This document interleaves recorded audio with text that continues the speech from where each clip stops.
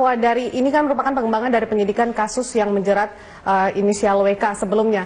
Artinya selain Jarowacik ada kemudian nama-nama baru yang kemudian nantinya ke depan bisa menjadi tersangka juga begitu.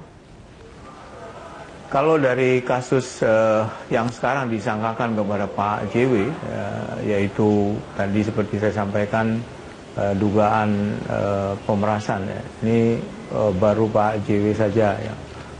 Belum ada pengembangan atau belum ada kemungkinan tersangka lain. Tetapi kalau kasus di Kementerian SDM memang sedang dikembangkan oleh KPK, yaitu pengadaan di Kementerian SDM. Sangat terbuka kemungkinan ada tersangka lain ya, sepanjang penyidik KPK menemukan 2 alat bukti permulaan yang cukup ya, yang kemudian disimpulkan bahwa ada pihak-pihak lain yang terlibat.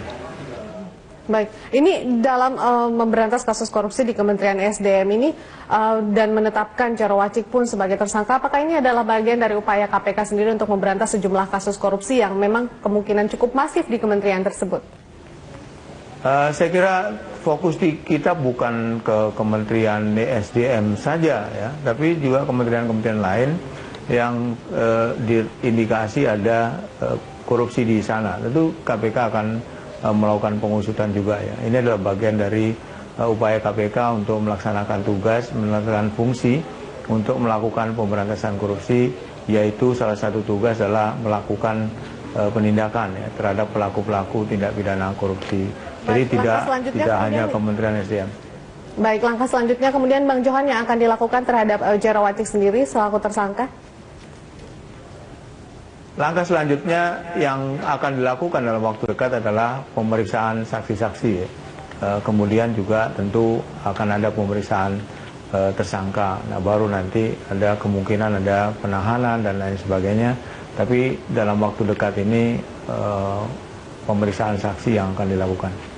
Oke, sejauh ini kemudian nama-nama saksi yang kemungkinan akan dipanggil untuk diperiksa sebagai tersangka Jarowacik sendiri siapa saja, Pak?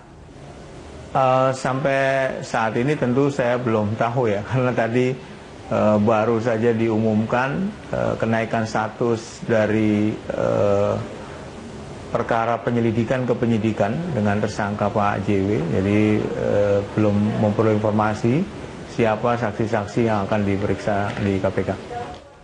Oke, baik. Terima kasih Pak Johan Budi. Kita akan terus menanti update terbaru dari KPK. Terima kasih sudah bergabung bersama kami di Berita 1.